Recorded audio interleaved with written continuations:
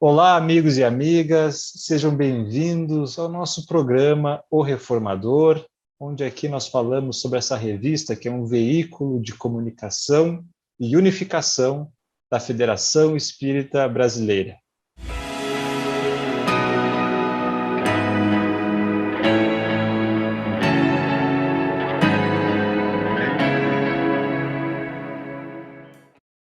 Rogando de início, já que estamos conectados virtualmente, que em nome de Deus, de Jesus e da espiritualidade superior, também possamos estar conectados espiritualmente. E é com muita alegria que estamos hoje na companhia do nosso irmão Marcos Demário, que vem conversar conosco sobre a educação segundo Jesus, que é o título do seu artigo que foi publicado na revista O Reformador, a edição 2304, de março de 2021. Então é uma alegria que nós saudamos o Marcos, seja bem-vindo, uma gratidão ter aceitado o nosso convite para falar sobre esse tema tão importante do Evangelho de Jesus à luz da doutrina espírita, Marcos. Guilherme, eu que agradeço esse convite que recebi de coração. É um prazer poder conversar com você e com todos a respeito desse tema que é tão importante. Maravilha, meu amigo. E antes da gente passar a palavra para o Marcos, para a gente poder ter essa conversa, esse bate-papo bem fraterno, nós lembramos, amigos, a importância do trabalhador espírita em geral ter o hábito de consumir, vamos dizer assim, o conteúdo do nosso reformador, porque às vezes nos perguntam, qual é o público-alvo dessa revista, desse veículo centenário? E nós dizemos, de forma geral, que ele é para toda pessoa que quer buscar a autoiluminação, porque ali nós estamos falando do Consolador prometido, sempre com uma mensagem de esclarecimento e consolo. Mas ela fala mais estreitamente ao coração do trabalhador espírita, do trabalhador cristão. Porque ali nós temos artigos que possam fazer inspiração para tema de palestras na casa espírita, para que possamos, aquele trabalhador que faz as escalas com os temas e às vezes fica, mas falta inspiração para buscar novos temas, podemos encontrar nessa revista que é mensal, para quem trabalha com evangelização, para quem trabalha no atendimento espiritual no centro espírita, também na área da mediunidade, sempre artigos sérios com bons subsídios, com articulistas engajados no nosso movimento espírita. Enfim, trabalhar na área da família, ela tem muitos recursos para gerar conteúdos para que nós possamos utilizar em diversas esferas da vida e também funciona como uma espécie de um boletim federativo, porque traz notícias sobre o movimento espírita no nosso Brasil e também no mundo todo. Então, fica a dica, assine o Reformador, acesse o nosso portal da FEB, www.febnet.org.br. Para aqueles que são que nem nós, que gostam de ter a impressão física, você recebe em casa, mas também tem acesso a todas as edições do Reformador da forma digital. Você pode fazer pesquisas, ajudar a compartilhar essa mensagem tão bela dessa revista que tem contribuído muito para todos os trabalhadores e dirigentes do nosso movimento espírita. Tá bom, pessoal? E vamos, então, nesse bate-papo bem descontraído com o Marcos, mas de muita responsabilidade, agradecendo sempre as bênçãos de Jesus por fazermos parte do movimento espírita, porque nós estamos sempre fazendo novos amigos, é uma alegria conhecer o Marcos, que está falando lá do Rio de Janeiro, mas é paulistano. Eu gostaria, então, meu amigo, que tu te apresente para nós, que estamos conversando a primeira vez contigo e com o público que nos acompanha. Bem, Guilherme, eu sou o que antigamente se falava, né, o espírita de berço, já que meus pais já eram espíritas em São Paulo, capital, e muito cedo eu já fui levado ao centro espírita, passei a acompanhar as atividades e a estudar. Eu sempre gostei de estudar e sempre fui um encantado por livros. E eu me recordo que, ainda adolescente, eu fui incumbido de reorganizar a biblioteca da casa espírita, foi quando eu mergulhei em leituras do Ernesto Bozano, Delane, Leon Denis e assim por diante, esses grandes contemporâneos de Allan Kardec. Eu frequentava a Associação Espírita Jacó, que fica no bairro do Tatuapé, lá em São Paulo, ela ainda existe até hoje, e lá eu realmente cresci dentro do espiritismo e rapidamente, já jovem, eu ingressei no movimento de unificação através da USE, né, União das Sociedades Espíritas do Estado de São Paulo. E eu fazia parte, na época, da 17ª União Distrital Espírita. Hoje a nomenclatura é outra, né, porque é a 17ª USE Distrital. Né? E participei de muitas coisas, confraternizações de mocidades espíritas, muita coisa mesmo. Até que meu pai, que também era bastante atuante, assim como a minha mãe, meu pai foi transferido profissionalmente para o Rio de Janeiro. E, claro, não íamos deixar ele sozinho. E aí, fomos encaixando a nossa vida para podermos ir para o Rio de Janeiro. Cheguei aqui no Rio de Janeiro no final de 1977, estou aqui até hoje, nunca mais saí, e aqui, imediatamente, nós procuramos o movimento espírita, o centro espírita, e quando eu me percebi, eu já estava engajado hoje é o CERJ, né, que é o Conselho Espírita do Estado do Rio de Janeiro. E eu brinco com o pessoal porque eu sou dinossauro, né, porque eu sou da primeira confraternização de mocidades espíritas do Estado do Rio de Janeiro, a Comerge, que é muito famosa aí. Tá? Eu, Darcy, tanta gente, nossa, coisa maravilhosa. E aqui no Rio, eu me voltei para a educação, foi aqui no Rio. Eu estava, na verdade, voltado para a administração, larguei tudo em administração para seguir educação, para fazer o curso, me formar, e com esse ideal de levar a visão espírita para o meio educacional. E assim, eu comecei a trabalhar, comecei a escrever, os livros foram surgindo, os artigos para a imprensa, como é o caso da revista Reformador, comecei a fazer as palestras, nunca mais parei, né? Eu já visitei boa parte do Brasil, viajando, tanto como espírita, como também como educador, como consultor de empresas. E assim, a coisa foi fluindo. Hoje eu estou com 30, na verdade eu fiz a recontagem, hoje eu estou com 33 livros publicados, e tenho 6 que estão com as editoras. Tem 6 livros aí, e se Deus quiser, um dia eles também vão sair. E os projetos vêm se acumulando. Hoje eu pertenço ao Grupo Espírita Seara de Luz, neste momento está online com a pandemia, e mantenho na internet o site Orientação Espírita, e também, no meu trabalho educacional, eu sou co-criador e atual diretor do IBEM Educa, que é o Instituto Brasileiro de Educação Moral, que é uma organização não governamental totalmente voltada para a educação, onde nós fazemos a capacitação de educadores dentro do projeto Escola do Sentimento. Já são aí 22 anos cada dentro desse projeto. E eu não paro, né? As ideias vêm, e agora já vou começar, na quinta-feira, a gravar um novo programa espírita que vai para o ar, e mantenho, junto com um grande amigo, que é o Ronaldo Gomes, o programa Espiritismo e Educação, que vai ao ar toda segunda-feira, às 8h30 da noite, pela Web Rádio Estação da Luz, que é lá de Natal, Rio Grande do Norte.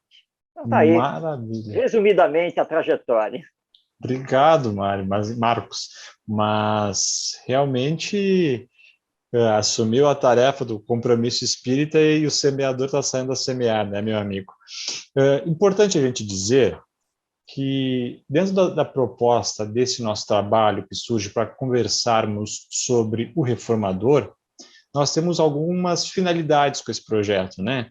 Que é divulgar e difundir a mensagem de esclarecimento e consolo da doutrina espírita, estimular a formação de leitores com boas referências doutrinárias e também escritores, que as pessoas, ao ver esse bate-papo, possam também se inspirar a escrever, colocar suas ideias no papel, contribuir, né, para as atividades nos centros espíritas, porque a gente está gerando conteúdo para que os trabalhadores da casa espírita possam cada vez mais se aprimorar, e também, obviamente, contribui para a unificação do movimento espírita.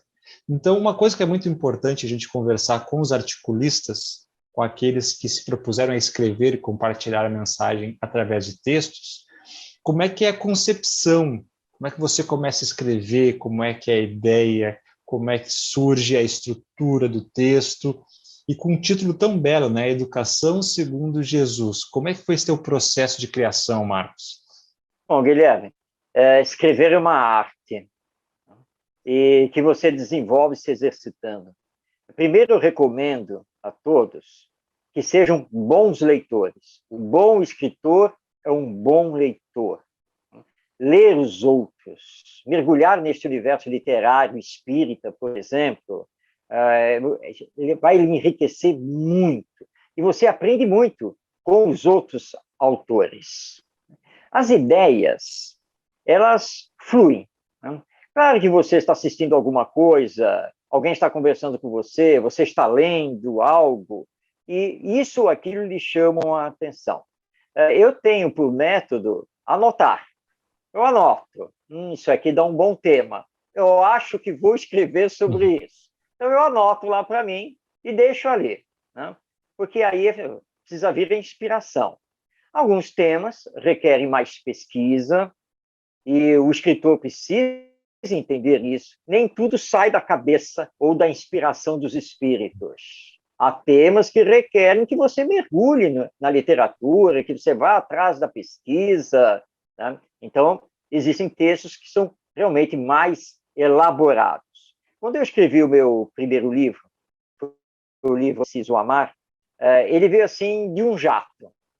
Aquela coisa assim que eu precisava escrever em cima de temas do Evangelho, né? E realmente o livro se desdobrou de forma muito rápida. Esse texto aqui, publicado pelo Reformador, bom, ele faz parte da minha vida, educação. Jesus é o maior mestre que nós temos aqui na humanidade. E eu tinha uma ideia já muito antiga de desenvolver um livro em que focasse apenas Jesus como mestre, Jesus como educador. Então, as ideias começaram a vir, eu comecei a rascunhar o livro, os capítulos começaram a surgir, eu comecei a ler muito, tive que ir atrás de historiadores da educação e da pedagogia, estudiosos sobre Jesus, fora, inclusive, da literatura espírita. E aí, então, com um livro assim, semi-elaborado, eu comecei, bom, olha, este capítulo aqui, eu posso fazer uma adaptação e transformá-lo num artigo para enviar para a imprensa espírita. E a imprensa espírita é uma espécie de laboratório, porque aí eu vou sentir a reação dos leitores, se vai ter alguma reação com aquele artigo. Então, quando surgiu esse aqui, a Educação segundo Jesus, ele, na verdade, parte do texto, ele faz parte do livro.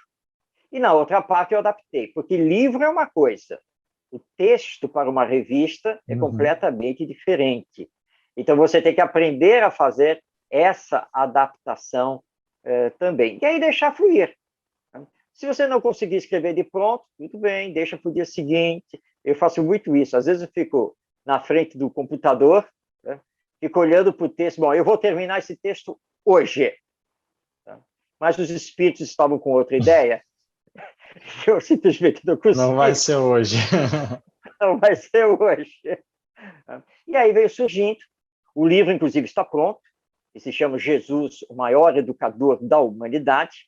Ele está disponível digitalmente, mas eu estou aguardando ainda uma editora que realmente assuma e queira publicar a obra. Esse texto, então, que o Reformador publicou, que aprovou, ele está dentro desse contexto, desse meu trabalho, então, de focar Jesus como o maior educador da humanidade. Maravilha, meu amigo. Eu estava lendo o teu artigo da nossa revista Reformador, e ali a gente vê que você aborda desde uma pequena diferença ali entre a transmissão de conhecimento, por vezes excessiva, diferentemente do desenvolvimento de virtudes, da educação moral, faz um diálogo entre autores contemporâneos, assim, educadores, com os princípios da doutrina espírita. Isso é muito interessante, né, fazer esse balanço, e também vai nos trazer a metodologia de ensino de Jesus e uma nova realidade educacional. Então, eu gostaria que agora você pudesse abordar, conversar conosco, divulgar o conteúdo realmente da educação segundo Jesus. Bem, Segundo o nosso querido José Herculano Pires, Jesus trouxe para nós o que ele chamava de pedagogia da esperança. Porque Jesus descortinou para nós a vida que continua depois da morte, descortinou para nós a reencarnação, quando fala da necessidade de nascer de novo, e trouxe para nós o Deus Pai, amoroso, misericordioso, bondoso, justo. Então, e vinculou tudo à questão moral, à questão das virtudes. Magistralmente, e não podia ser diferente, porque ele é o nosso governador espiritual, o espírito mais perfeito que Deus nos concedeu como guia e modelo, como está lá na questão 625 do Livro dos Espíritos. Jesus sintetizou a educação em duas frases, em dois princípios, quando ele diz: amai-vos uns aos outros. E depois ele nos informa: faça ao outro somente aquilo que você queira que o outro lhe faça. Em verdade, nós não precisamos de mais nada. Basta aplicarmos isso na educação. Agora, como é que nós vamos aprender a amar o outro, o nosso próximo, e como vamos conseguir fazer a ele somente aquilo que gostaríamos que ele nos fizesse? Bem, nós já entendemos, até por causa da experiência, que não basta conhecer, não basta ter a instrução, não basta acumular o conhecimento, não basta ter uma formação técnica. O Pedro de Camargo, ou Vinícius, no livro Mestre na Educação, que também é publicação da Federação Espírita Brasileira, e ele escreveu o texto na década de 1930, mas repercute até hoje, quando ele diz assim: olha, os nossos estadistas, os nossos governantes, o que não falta a eles são certificados, são diplomas. Eles são sociólogos, são administradores, são antropólogos, são isso, são economistas. Todos eles têm formação. Mas entra governo, sai governo, eles não conseguem resolver o problema da miséria, da injustiça social. O que está faltando neles? Está faltando sentimento. E Jesus veio tocar exatamente nisso. Não adianta você ter toda a formação que o mundo pode lhe oferecer, você ter uma biblioteca gigantesca na sua casa, você dar aula para todo mundo, se você não se moraliza, se você não se espiritualiza, se você não consegue amar o seu próximo. Sabe, Sim. Marcos, tem uma máxima que a gente usa, assim, só para contribuir com a tua fala, né? Inteligência sem moral, inteligência afastada da moral, afastada do evangelho, geralmente se encaminha para a tirania, né? Para a violência, para a ditadura. É verdade. É verdade, sem nenhuma dúvida. O que nós estamos assistindo na atualidade é uma humanidade muito voltada para os vícios, as paixões, o sensualismo, o aqui e agora, a luta pelo poder temporal, material, mas que é passageiro. Nós não sabemos a hora do nosso retorno ao mundo espiritual, e nós deveríamos lembrar, né, da parábola de Jesus, né, do nosso amigo hoje, né? Nós falaríamos que ele é do agronegócio, né, já que ele lá viu, né, que, nossa, como rendeu, né, a minha safra, eu vou construir celeiros maiores, eu vou estocar, fez lá as contas, nem preciso mais trabalhar, agora eu só vou usufruir, eu vou gozar. E aí, então, Jesus, Deus chega e fala: meu filho, não é nada disso, né? Esta noite eu vou chamar sua alma de volta, porque você está equivocado. A vida material ela é temporária. E você retornando à vida espiritual, sem ter conseguido amar o seu próximo, sem ter conseguido fazer a ele o que você deseja que ele lhe faça, a sua situação no mundo espiritual não poderá ser das melhores. O Espiritismo nos mostra, que é da lei divina, que nós sempre, sem nenhuma exceção, responderemos por aquilo que fazemos. Seja aqui, agora ou depois, nós vamos ter que dar contas do que estamos semeando. Então, Jesus veio mostrar para nós a necessidade de semearmos o bem. E de que a educação, a verdadeira educação, não é essa que nós estamos vendo nas escolas. Nem mesmo, infelizmente, em boa parte das famílias.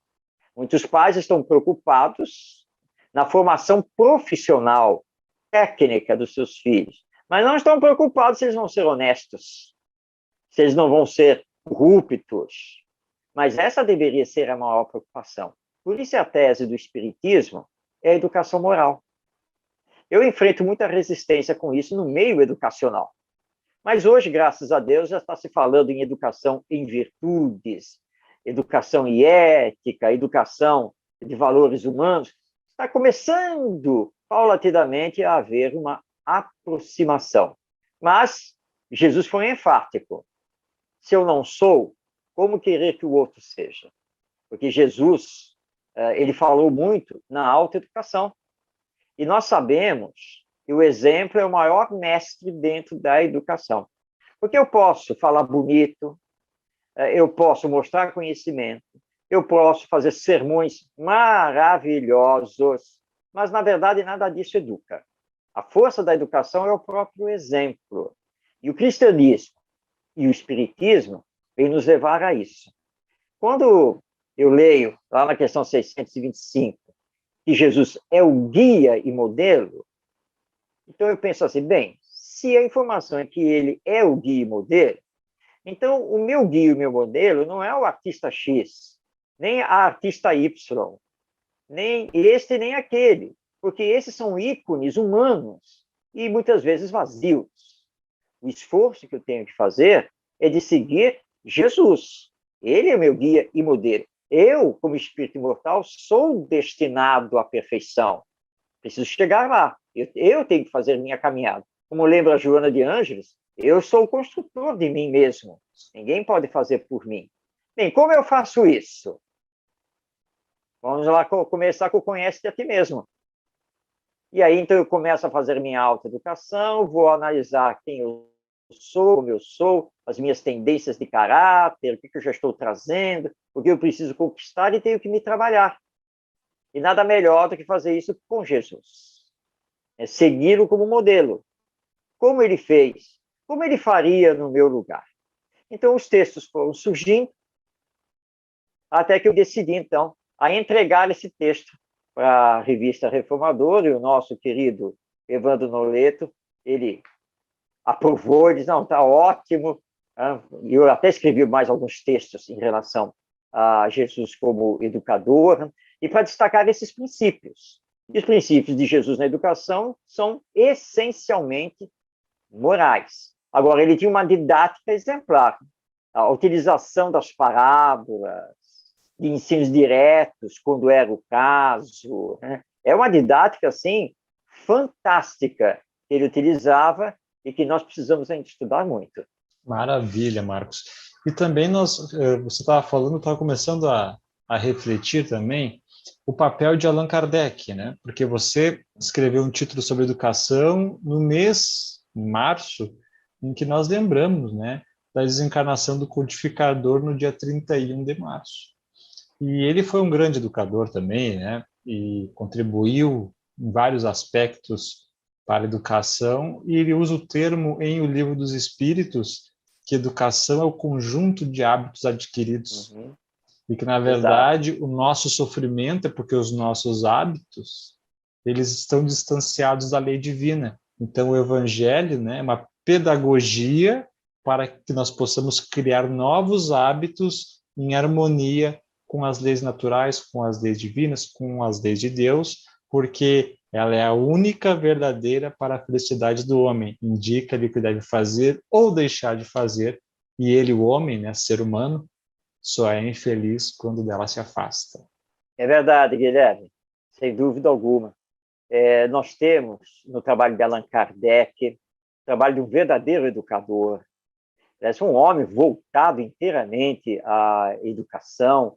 Na sua época, antes, né, de ser o Allan Kardec, mas o professor Denizar Rivail, ele era aclamado, ele era reconhecido como pedagogo, ele tinha livros, hoje é a nossa matemática, né, na época aritmética e de língua francesa, gramática francesa, que chegaram, inclusive, a serem adotados pela Universidade da Sorbonne. Então, ele entendia muito bem a educação como discípulo de Pestalozzi, né, esse grande educador também da nossa humanidade. Quando ele se vê diante do fenômeno das mesas girantes, quando ele chega à conclusão da realidade da vida espiritual, ele percebe, então, que o espiritismo não era uma religião, era muito mais do que isso.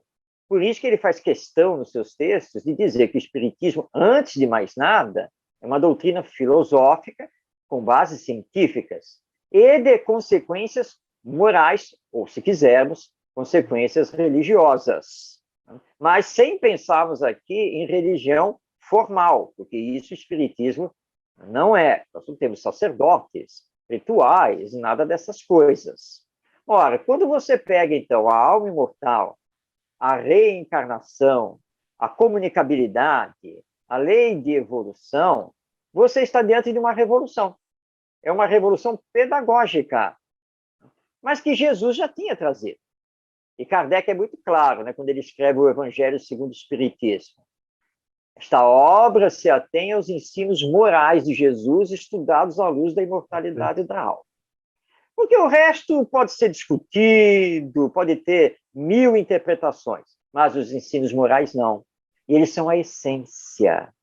Nós precisamos ter o Evangelho como nosso livro de cabeceira, o livro da nossa vida, para mostrar o que precisamos ser e o que precisamos fazer. Fala-se muito, né, hoje, da nossa entrada no mundo de regeneração. E nós não temos por que desacreditar nisso. Pelo contrário, claro que vai acontecer. Mas aí pergunto, mas quando vai acontecer? Depende do nosso livre-arbítrio. Depende de acelerarmos essa nossa moralização e optarmos pelo amor e pela paz. Porque os espíritos não vão fazer por nós.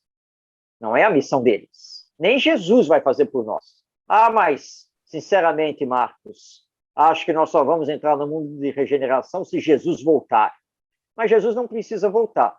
Primeiro porque ele nunca foi, ele está conosco. Ele é o governador. É o nosso grande educador.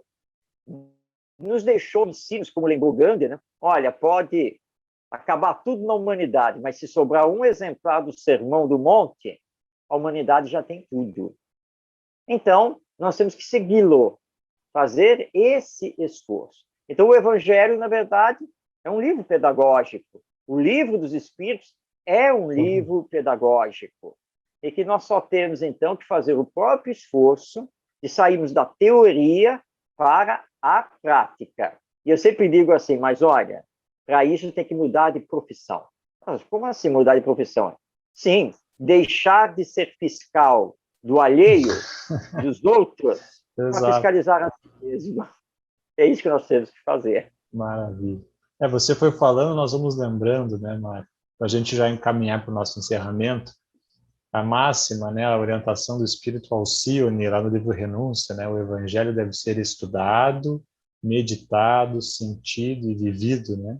E quando falamos de Allan Kardec, essa conexão com a proposta pedagógica de Jesus, o Emmanuel traz uma definição muito bela lá no livro Doutrina de Luz. Ele diz que Allan Kardec é o missionário da renovação cristã. Acho tão lindo isso, né? O missionário da renovação cristã, né? Veio reeditar, né? Veio contribuir na reedição do cristianismo para a nossa linguagem atual, para o avanço do progresso, tanto científico, social, moral, enfim.